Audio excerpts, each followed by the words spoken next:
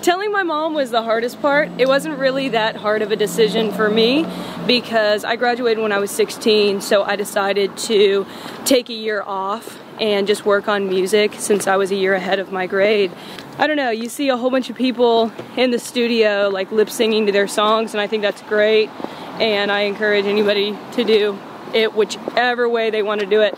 But for me and my following, I feel like they really like to see me be really real with them and post just a live video where I set up my camera and I post it. So I don't know, that's what I've kind of tried to do. They reached out to my publicist, I think. I think they read a press release for me and they were into my single, which is awesome. And yeah, so they asked if they could start playing it on rotation there. And of course I was like, yes.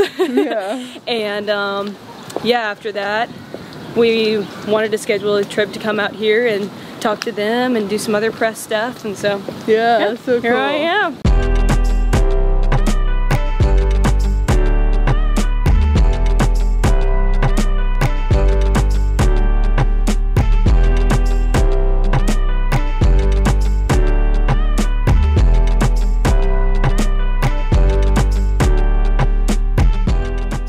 Hi, this is Lauren Engel of Sidewalk Talk. Today I'm here with Chase Martin. What's up? So where are you originally from? I'm originally from Charleston, South Carolina. I moved to Nashville when I was 17, 3 years ago, to pursue a career in country music. So, yeah. And are your parents originally from South Carolina as well? They are. Yeah, so I think they're born and raised. Oh wow. Yeah. What do they do? They are both mechanical engineers. Oh, so no, nothing to do with music. Yeah. They have no idea how it works. Do they do any creative stuff at all? Is it just kind of you? No, actually I think my mom's dad, so my grandfather, I haven't met him, but I think he was in music just as far as he liked to play and whatnot. But no, my mom nor my dad are into it. They have no idea what I'm doing, but of course they think I'm great just because they don't really know what they're talking about. And what kind of music were they playing in the house when you were growing up? So my dad would always play country music, a lot of old school country, Patsy Cline, Loretta Lynn, as well as some new stuff, George Strait and whatnot at the time. And my mom would play a lot of Alicia, Aretha Franklin, and that was really my favorite, but of course I grew up singing country music too, and I loved that. So I think that's kind of how I got my genre. Yeah, just mixing the two. Yeah. And it was from your, what, 4th grade talent show, right? That you kind of asked your parents to get you a... Yeah. Was it Yamaha or piano or... Well, basically, that's the funny part. I played no instruments, and I had never tried to sing before. And yeah, there was a talent show at school coming up in the 4th grade, and I signed up for it. And I came home and I told my mom I had signed up for it, and she was like, Chase, what's your talent? And I said, well, I'm gonna sing and play the guitar. She was like, you don't own a guitar, and I've never heard you even try to sing a day in your life. And I was like, yeah, I'm gonna need a guitar. And so she got me a guitar lesson, and yeah, the rest is kind of history. I started playing, and that was it. From the onset, you just loved guitar? I did. Actually, the original goal was to sing and to play, and I guess what happened was I started guitar lessons and I couldn't figure out, well, I just decided, I think, that I didn't want to sing anymore. I just wanted to play the guitar, but I had a really hard time keeping time, and so my guitar teacher suggested that I start singing, and I was like, no, I don't sing, I'm not a singer. And then he left because he also ran the guitar shop at the head of my neighborhood, and a customer walked in, and while he was helping the customer, I started singing and playing, and he comes back in, he's like, what was that? Oh my gosh. Yeah, I was 8 years old, and I guess I could carry a tune, and he saw that, so. But before that, you never sang? Or maybe you did, like, on your own, or not at all? Maybe, like, in the car and stuff like that. And I remember my parents used to think, oh, she can kind of carry a tune, this is weird. But yeah, nothing really serious. I really didn't take it serious at all until I started playing guitar. And did they enroll you in singing lessons as well? No, I actually didn't start vocal lessons until I was probably 16. Oh, like okay, right way before, later. yeah, right before I moved to Nashville. I didn't really know much about it, and now it's like all I do is look up random facts about singing, and nobody really likes to talk to me about it because they're like, Chase, I have no idea what you're talking about. This is crazy. How do you describe your personality back then growing up? Oh gosh, I was always kind of crazy. I've always been outgoing. I don't know, I'm kind of shy too at the same time. It depends. I think everybody has that quality of being shy and outgoing. So if I find somebody I hit it off with right away, I can talk to them like I've known them forever. But then, you know, there are certain people that you don't click with and I get really shy and in my bubble. So, I don't know, it kind of depends. But I've always been pretty comfortable in my skin and wanted to really say whatever was on my mind. And sometimes that bites me. And you did really well in school, right?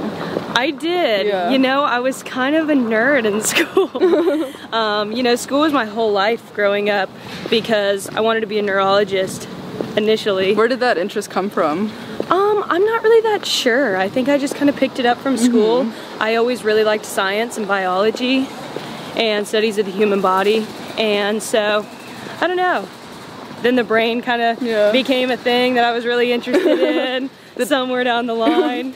And yeah. Did engineering ever cross your mind because of your parents? Yes, actually. For a long time I was thinking about going to Florida State because that's where my mom went.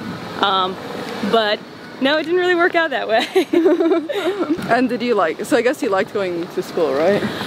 I did, especially I went to an art school, and so we would get 90 minutes of our major every single day, where we would focus, my focus was on band, so I played the flute and piccolo. And so I think I always looked forward to that, but I mean, it depends. I hated history. I wasn't really into English, but science and math I looked forward to every day. That's interesting that you went to art school. Is that common to go to go to an art school? No, I don't think so. This art school, it was really hard to get in, right? Yeah, it was one of those things. I think like 2,000 kids try out every year for 150 spots or something crazy like that. Because it's 25 per major, and yeah, I think there are 6 majors. But yeah, at the time, I didn't know how to play the flute, I didn't know how to play the piccolo, but that's what I ended up going to school for. Oh, that was your major? Oh, wow. Yeah. And, I don't know, I hated the flute at the time, but it taught me a lot about singing and breath support and crazy stuff. So that's interesting though, because I feel like you're more science though, right? So what was it like doing science at an art school? Yeah, so actually when I went into this school, it was kind of an art and academic school. And so you had to have the grades and you had to have a talent. And I feel like by the time I graduated, it wasn't really so much about the arts. Oh, okay. I mean, not the arts, the academics. Oh, okay. And kind of weird, but you know, everything kind of changes as it goes. It kind of turned into more of a talent thing. But yeah, so my grade I felt like was full of smarter people, if you want to call it that. And then as like the grades went on, it was more just about talent. Not saying they were dumb. I don't know. Sometimes I remember I was like a junior or something, and these freshmen would come in and be like, "Are you okay? Do you know what's going on?" I think every like junior, senior thinks that of a freshman. And then you applied to a bunch of colleges like Ivies, right? I did. Yeah. I did. It was my dream for a long time to go to an Ivy League school. My first choice actually was like the Southern Ivy League school, and it was Vanderbilt, which is in Nashville, and so I was always planning on going to Nashville either way. Yeah. But just kind of change of plans as far as what I was going to Nashville to do, which turned into music instead of studying. Yeah. Was it a difficult decision? You got into quite a lot of Ivies, right? I did, and I got into Vanderbilt. Telling my mom was the hardest part. It wasn't really that hard of a decision for me because I graduated when I was 16, so I decided to take a year off and just work on music since I was a year ahead of my grade. And when I did that, I just started working on music really hard and playing out around my hometown and whatnot, and I just fell more in love with it. And for a long time, I think I always have said I was more realistic than to think I could be an artist and do that for my career. And so that's why I really kept going with the medicine. But after a while, it just became such a love that it didn't matter. I just had to do it. Yeah. So yeah, I told my mom, I said, I'm not going to Vanderbilt, Mom. I'm sorry. And that was hard on her for sure, to watch me spend my whole life studying to go to one of these schools that I dreamed of going to, and then just to be like, no, I think I'm going to skip that and I'm going to pursue music, which may or may not happen. There's no guarantee. Thank you. I'm moving to Nashville, see ya. But yeah, with that, like, do you think, like, was it your parents who kind of pushed you to study hard growing up? No, so I think that it was really me. I mean, my mom was always very, do your homework, go to school, blah, blah, blah, blah, blah. But she wasn't so strict. Like, my sister's always been really smart, but she didn't care as much about school. And so my mom didn't push her as hard in that respect.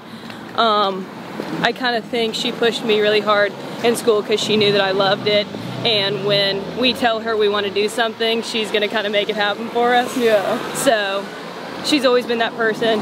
If you tell me you're going to do something, you're going to do it the best. You're going to be the best at it. You're going to give it your all. You're going to work hard for it. And so when I wanted to be a neurologist, she would push me to make sure I did good in school. And now that I want to be an artist, she pushes me hard to make sure, you know, I get out there and do everything I can. What was the kind of changing point that you realized you want to do music though? Because like, if you knew that you wanted to do music, were you like, oh, I don't actually need to like study so hard and get into college? Unfortunately, I don't think I realized it until I was almost finished with school. I wish I would have figured that out sooner so I didn't have to waste so much time studying. But I don't know, I think this turning point is kind of a weird one, but I was playing an open mic night. It was one of the first times I ever played out live, and I was 15 years old. And I got up there, they called my name, and there were so many different acts that went up before me. And it was a bar, you know, and nobody was paying anybody any attention. They were there to drink, they were there to party with their friends. And like I said, so many really good acts went up. And I mean, I remember there was this one girl, and at the time, like, even looking back on it, it's not putting myself down by any means. Like, she was a better guitar player than me. She was a better singer than me. Like, she had better stage presence. She had obviously done it a whole bunch of times. You know, she just was a lot more experienced at the time. I was 15. And nobody cared, you know? And I got up right after she played, and everybody got quiet. And everybody started listening as soon as I opened my mouth, and I didn't do anything cool at all. You know, it was just, for whatever reason, people started listening to me and they wanted to hear what I had to say. And I don't know, that feeling of noticing people are drawn to you for whatever reason was just like the greatest feeling in the world. And I think that was kind of a turning point for me, and that's what made me stop thinking, wow, this is super unrealistic. I started thinking, well, maybe I have something that makes people want to listen. Maybe I have something that makes them drawn to me and want to pay attention. I don't know. So I started playing out, and I kept getting similar responses. People started coming out and watching me play live and singing my songs, and it was just a crazy feeling. And after that, I was just like, I'm done. This is it for me. And then what happened after you moved to Nashville? Did you move with your mom, or? So my mom comes back and forth part-time. She is very supportive of the whole thing now. I think the first couple weeks after I told her, hey, I'm not going to Vanderbilt, she was pretty upset. But after she kind of thought about it and processed it, she got very supportive of it, and she comes back and forth and tries to help me when she can, and she'll go back to Charleston and spend time with my family there. They're still all there. Did you know anyone at Nashville, or how did you even meet the community? No. I didn't know anybody moving, and Nashville is very weird about welcoming new people. I guess because so many people move there on a daily basis. Yeah, nobody wants to listen to your songs, nobody wants to even know if you're good. You can go and meet somebody and just be like, hey, like, can you listen to this? If you don't think it's good, don't worry about it, but if you think it's good, I'd love to work together. They won't even listen to it. Wow. Like, they're not into giving chances. It's probably very similar here in LA. Yeah. Which, I mean, I guess I get. So many people move on a daily basis, and it's hard, you know? But eventually, I think I just met somebody that introduced me to 10 other people, and those 10 other people introduced me to people, and that's just kind of how it happens. Yeah.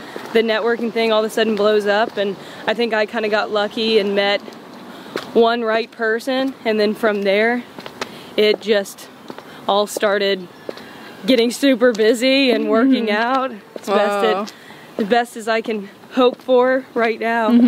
Were you working other jobs to support yourself at the beginning? I actually was not. My parents are very supportive of this, and they kind of decided, if you're gonna do this, you got to go all in, and you need to work on this 24/7.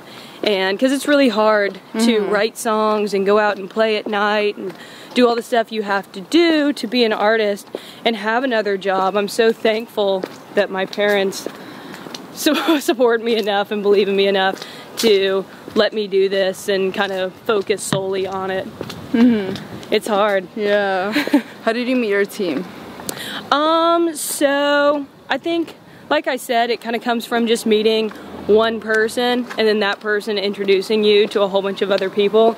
I think it's just kind of happened through the grapevine, and just picking them up along the way. I think the first person I ever got on board was an attorney, which is smart. Thank you. Pat myself on the back for that. And then from there, you know, I just started meeting a whole bunch of different people to help me with my social media, and people to, you know, be my publicist or manager or whatever I needed at the time. And then what made you decide to start putting up covers on YouTube? So I'm actually really bad with YouTube. I normally post more of my covers on Instagram or Facebook, but I do use YouTube as frequently as I can remember to post on there. Most of my following comes from my Instagram and Facebook. And so I think that's why I just post on there so much. You know, you always want to post on places where you get the best response. Makes you feel good. And but a lot of times on Instagram they'll message me and be like, hey, can you put this on YouTube? And so I'll post it. But I think I did start posting them on YouTube before Instagram and Facebook. When I moved to Nashville, I met this other artist, and she told me that I really needed to start posting stuff on YouTube and invest in a Canon camera and set it up in my room or somewhere and just record me singing and post it. And that's kind of become a thing, you know? So I don't know, you see a whole bunch of people in the studio like lip singing to their songs, and I think that's great, and I encourage anybody to do it whichever way they want to do it. But for me and my following, I feel like they really like to see me be really real with them and post just a live video where I set up my camera and I post it. So I don't know, that's what I've kind of tried to do, is be as real as possible with them, make sure that they really feel like they know me and I'm their friend, because I really do think of all of my followers as my friends, you know. I've been talking to them on Facebook and Instagram since I was 15 years old. And so I've gotten to know them, and I don't know, I love them. You know, it's kind of weird that you can meet somebody on the internet and just feel like you've known them for years. And I don't know, that's the thing. But some of these people, like, I know them. They're my friends. Wow, I love that. How did you meet the people at Radio Disney? So actually, they reached out to my publicist, I think. I think they read a press release for me. And they were into my single, which is awesome. And yeah, so they asked if they could start playing it on rotation there, and of course I was like, yes. Yeah. And yeah, after that we wanted to schedule a trip to come out here and talk to them and do some other press stuff, and so Yeah, so cool. here I am. Are you thinking in the future to stay in country, or do you think you'll blend into the pop more? You know, I think country has so many subgenres right now. You know, you have your traditional country, which is going back to some of the old country roots, like George Strait and Patsy Cline and all of those. But you also have this country pop or new age country or whatever you want to call it. And gosh, it has your storytelling country aspect to the lyric, but a lot of the production is so pop and R&B driven, and I really love it because I love the storylines behind country music and like the vocal stylings of pop and R&B. And so I don't know, I think I plan on sticking country. Yeah. Just because, I don't know, like I said, I love the songs and the stories behind them. Do you think you're gonna put out a bigger, like an EP this year or something, like a bigger project? Definitely, yes. So it's gonna be called Me, and it's going to include Love Without You, which is my new single, and 3 more songs. So one of them has kind of an R&B type vibe to it, another one is really silly and fun and lighthearted, and the other one is just like this power jam. And so I think they're all pretty cohesive. I'm really excited for everyone to hear them, but they all have a little different aspect to each one of them that it brings. Yeah. So what inspiration do you have for the lyrics of those songs? Oh gosh, you know, life in general. You know how life happens. Yeah. Just, you meet people, they go away. Sometimes they stay with you forever, whether they're actually in your life at that moment or not. Yeah. And yeah, I don't know, just from people that I've met, and whether it's a relationship or just somebody that I met. Yeah. How do you say your music has changed compared to the early songs you made when you were younger? Oh gosh, they've gotten a lot better. And I can honestly say that and mean it and know it's true. I listened to some of the old songs that I wrote before I ever came here, and they were terrible. I think I've always kind of seen myself as the same artist, but I've really not known how to put it into words or how to just make it happen. You know, sometimes you have to surround yourself with the right people and the right team that see you the same way that you see yourself and envision the music. Gosh, I think when I was younger and first started writing, I didn't have the life's experiences that I have now. So a lot of them came from other people's life's experiences. And I think at this point, I have my own, and I can actually tell my own stories and feel my own feelings. Yeah, I think that's probably how they've changed the most. Yeah. They're more real. What's the inspiration behind your tattoos? Oh, okay. So I got this one. This was my very first one when I was 18, and of course, it's just music. I have a C, which my dad hates, on my thumb, and I'm going to be really honest about it. I always tell people that a C stands for being open to success. I said success. And you know, just being open to everything in life, open to trying new things, whatever. But I really got it because I had a friend that came to Nashville and wanted to get a tattoo. I didn't know what to get, and I was like, see, it's the first letter of my first name, let's do it. That's why your dad hates it. Yeah. Okay, I was like, wait, I was waiting, like, okay, that's why. I mean, yeah, it really doesn't have much of a meaning, but I like it. I think it's cool. So I have, gosh, I have a lot. I have 7 tattoos, by the way. Oh, this is falling off. That's fine. We'll just take that off for now. So, God, there you go. Actually, not only that, I had an X written on my hand, and it kind of looked like a cross. And so I made a joke to one of my friends, and I always say things and do things that I probably shouldn't. And so I said, well, let me just look down at my hand and be like, well, what would Jesus do? And I kind of liked the meaning behind that. Yeah. And so I was like, well, what would Jesus do? He would get this cross tattooed onto his body forever. I put rock and roll on my finger because I thought I would be really cool at the time. I'm actually getting that one removed, so that's why I say I have 6.5 tattoos. It's halfway gone. Oh, yeah. It looks really bad. Please don't zoom in. This says étoile. It means star in French. I am French. My dad's side of the family doesn't really speak a lot of English. They are French. Wow. So my mom had to learn it to communicate with them and whatnot. Don't make me say this. I know that sounds really bad. But also French, and it means, and I honestly, if I'm being really real, I don't even think it's right, because this saying apparently could not be translated. If you speak a different language, you'll understand.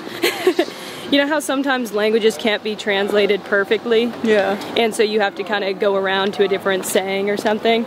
So this was a saying that I really wanted. So when I was asking my French friend, I was like, hey, I don't care if it doesn't translate perfectly, just what would it be? Because that's what I want it to say, you know? So basically my favorite song is called This Time by Me. And it's like a song with 10,000 listeners on it or something. It's not big at all, but it's my favorite song of all time. And the hook is, I know it's all been said before, but This Time by Me.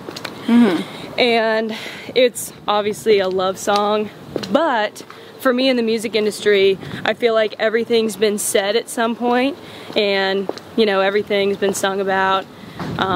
There's no new chord progression that you can say, but whenever I say, or whenever I sing my songs, this time it's said by me. So that's probably my most meaningful tattoo, if I'm being honest. But I think to translate it directly from French, it would have had to say, this time it was me. Yeah. Or something, and I didn't want it to say that. I just wanted this time by me. So, yeah. It's whatever. It means something to me. Yeah. Okay? And then I just have Dolce written on my side, which I played the flute, like I said, and you know, you would always see staccato or something at the beginning of your sheet of music, which would be kind of like rough and short. And no flute player wants to play something that's not pretty. And so whenever there would be a flute solo, it would say Dolce, and I'd get so excited because it means sweetly. Oh, yeah. And so that was like my time to shine, I always felt like. So I got that tattooed on my side. And then my last one, gosh, I have the Leo sign. Oh, yeah. I don't know if you can see it. Everybody thinks it's sperm. Oh my gosh. I'm just gonna be real. It's not. It's the Leo. I'm a Leo. August 6th. How would you say Bruna as a person compared to when you were younger? I think I am probably a lot more comfortable in my skin. I always have been, even when I was younger, but I think that I've kind of more accepted who I am, and that's just really come out. I think I'm a lot more true to myself.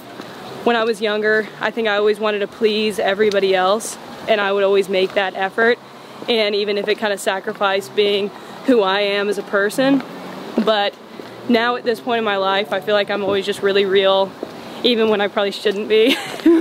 Sometimes I think people say I'm too real, and yeah, I think I always just try to be me, no matter what. Yeah. What do you say have been your biggest challenges so far in your life? I think that, like learning how to just be real and not, you know, what everybody else wants you to be, or say the things that everybody wants you to say. You know, just being true to myself. And I think that's everybody's kind of struggle in life. They always want to be perfect to the outside world. And yeah, and that's what I always wanted to be when I was younger, but I don't know. Ain't nobody got time for that. What does love mean to you? Gosh, I think it means wanting to be with that person forever, and that person that makes you feel really special and loved. Gosh, that's a good question. Yeah, I think it's really just somebody that makes you feel like you can be you.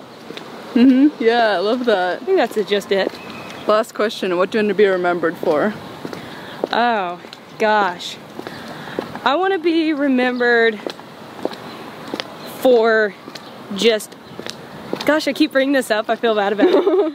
Always being really real and always being really true to myself and never trying to be anybody else, just being exclusively me. That's what I want to be remembered for. I love this, is awesome. Thank you so much. Thank you so much for having me. Bye guys.